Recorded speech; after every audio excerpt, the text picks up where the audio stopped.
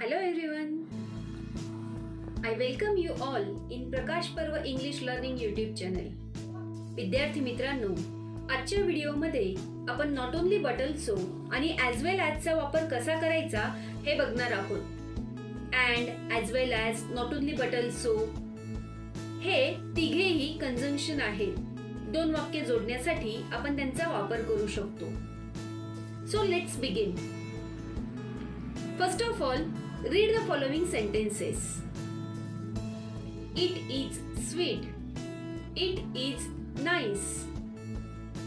Sita plays kabaddi and handball. He plays guitar as well as sings songs. विद्यार्थी मित्रांनो, आता आपण not only but ऑल्सोचा वापर वाक्यामध्ये कसा करायचा ते पाहणार आहोत. When you have to use not only but also in the sentence, for that, first of all, identify two nouns, adjectives, words from the given sentences. दिलेल्या वाक्यांमध्ये दोन nouns, adjectives, words दिलेले असतील ते सर्वप्रथम तुम्हाला ओळखावे लागतील. त्यानंतर Write down not only before the first noun, verb or adjective. दिलेल्या वाक्यामध्ये जे दोन नाउन, वर्ब किंवा ऍडजेक्टिव्ह आहेत त्यातील पहिल्या नाउन, वर्ब किंवा ऍडजेक्टिव्हच्या अगोदर नॉट ओनली हा शब्द वापरायचा. त्यानंतर write common part once only if there are two sentences. जर तुम्हाला मूळ वाक्यामध्ये दोन वाक्य दिलेले असतील तर त्या दोनही वाक्यांमधला कॉमन पार्ट सुरुवातीला लिहून घ्यायचा. Remove full stop and as well as and use but also. त्यानंतर दिलेल्या वाक्यांमध्ये जर दोन वाक्य असतील तर त्यातला फुल स्टॉप रिमूव्ह करायचा. जर ते एकत्र वाक्य असेल तर त्यामध्ये अँड किंवा ॲज वेल ॲजचा वापर केलेला असेल ते काढून त्याऐवजी बट ऑल्सोचा वापर करायचा. आणि त्यानंतर जर दिलेल्या मूळ वाक्यामध्ये व्हेरी हा शब्द आलेला असेल तर तो नॉट ओनली बट ऑल्सोचा वापर करताना काढून टाकायचा. Remove very while using not only but also. काही उदाहरणं बघितल्यानंतर तुम्हाला हे लक्षात येईल की आपण कशा प्रकारे नॉट ओनली बट ऑल्सोचा वापर करायचा आहे. The first sentence, let's see. Main works in factory, women also work in factory. आता याचं उत्तर कसं येणार बघा. Not only men but also women work in factory. या वाक्यामध्ये मेन आणि विमेन हे दोन वेगवेगळे नाउन आहेत आणि कॉमन पार्ट आहे वर्क इन फॅक्टरी. दुसरं वाक्य बघा. I laughed, my friends laughed. यामध्ये आय अँड माय फ्रेंड हे दोन वेगवेगळे भाग आहेत आणि लाफ्ट हे कॉमन आहे. म्हणून बघा कसं वाक्य झालेलं आहे. Not only I but also my friends laughed. तिसरं वाक्य बघा. Plant trees around your house as well as around your school. Plant trees हा कॉमन भाग आहे, तो सुरुवातीला घेतला. त्यानंतर अराउंड युअर हाऊस आणि अराउंड युअर स्कूल हे दोन वेगवेगळे भाग आहे. मग त्या दोघही नाव याच्या अगोदर आपल्याला नॉट ओनली आणि बट ऑल्सोचा वापर करायचा आहे. प्लांट ट्रीज हे सुरुवातीला घेतलं, उत्तर असं येईल. Plant trees not only around your house but also around your school. चौथं वाक्य बघा. Doctors new the young man and effectiveness of the tonic. उत्तर येईल doctors knew not only the young man but also the effectiveness of the tonic. विद्यार्थी मित्रांनो, आणखीन काही examples आपण बघूया. Hari is short and weak. Hari is not only short but also weak. Ramesh speaks Telugu.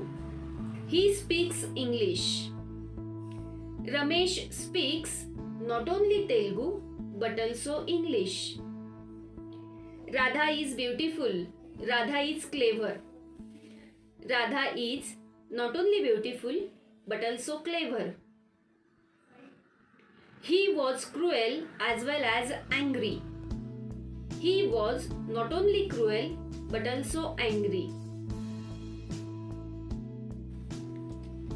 पाचवं वाक्य बघा. The weather was mild. It was sunny.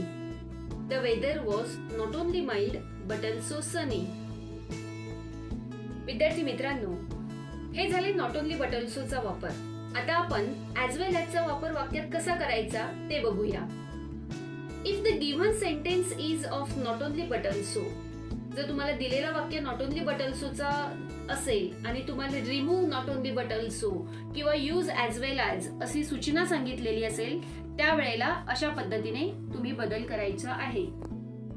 Remove not only but also from the given sentence, दिलेल्या वाक्यातले नॉट ओनली बट ऑल्सो काढून टाकायचं. Use as well as between two nouns, adjectives or verb, जे common जे दोन noun, adjective आणि verb याच्या आजूबाजूला आपण नॉट ओनली बट ऑल्सो वापरलेला असतो तो काढून टाकायचा आणि त्या दोन नाम किंवा ॲडजेक्टिव्ह किंवा व्हर्बच्या मध्ये तुम्हाला ॲज वेल ॲजचा वापर करायचा आहे. हे अतिशय सोपं आहे. एक्झाम्पल्स बघा. You not only guard us but also feed us. उत्तर येणार you guard us as well as feed us. दुसरं वाक्य. She will not only sing but also dance. उत्तर आहे she will sing as well as dance. Rules बघा कसे आहेत. If there are two sentences, जर दोन वाक्य दिलेले असतील तर त्याच्यासाठी काय करावं लागणार आहे बदल. Write a common part of the sentence. दिलेल्या वाक्यामध्ये कॉमन पार्ट सुरुवातीला लिहून घ्या. Write one noun, verb or adjective. पहिल्या वाक्यातील पहिलं नाम किंवा क्रियापद किंवा विशेषण ते लिहून घ्या. त्यानंतर ॲज वेल ॲजचा वापर करा आणि मग उरलेला भाग लिहायचा आहे. Write remaining part of the sentence then.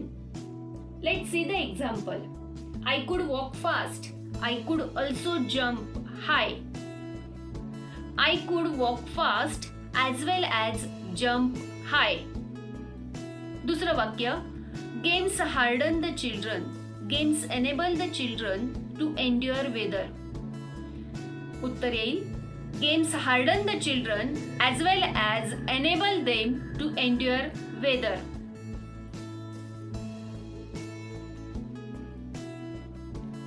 If the given sentence is of and you have to use as well as, for that what you have to do, you have to remove and use as well as. विद्यार्थी मित्रांनो, जर अँडचं वाक्य दिलेलं असेल आणि त्यात as well ॲजचा वापर करायला सांगितलेला असेल तर फक्त तुम्हाला अँड काढायचा आहे आणि त्याऐवजी ॲज वेल ॲजचा वापर करायचा आहे. एक्झाम्पल बघा. तुम्हाला अतिशय सोपं आहे, त्यात खूप काही अवघड नाहीये. अँड काढायचा, त्याच्याऐवजी ॲज वेल ॲज टाकायचा. I eat an apple and a mango. And काढला, त्याऐवजी ॲज वेल ॲजचा वापर केला. उत्तर येईल I eat an apple as well as a mango. दुसरं वाक्य बघा. It is sweet and nice. उत्तर येईल it is sweet as well as nice. विद्यार्थी मित्रांनो, या ठिकाणी तुम्हाला प्रॅक्टिससाठी काही एक्झाम्पल्स दिलेली आहेत. त्यामध्ये तुम्ही नॉट ओनली बट ऑल्सोचा वापर करून बघा, अँडचा वापर करून बघा आणि ॲज वेल ॲजचा वापर पण करून बघा. म्हणजे एक वाक्य घेतल्यानंतर तुम्ही हे तीनही वाक्य त्या ठिकाणी त्याच्या 3 वाक्यांमध्ये रूपांतर करू शकतात. आणि आणखीन अधिक सरावासाठी तुम्हाला युट्यूबच्या डिस्क्रिप्शन बॉक्समध्ये काही गुगल लिंक्स दिलेल्या आहेत. त्या क्लिक करून तुम्ही अधिकाधिक त्यांचा सराव करून हा ग्रामरचा टॉपिक खूप चांगल्या प्रकारे तुम्ही तयार करू शकता. Thank you very much.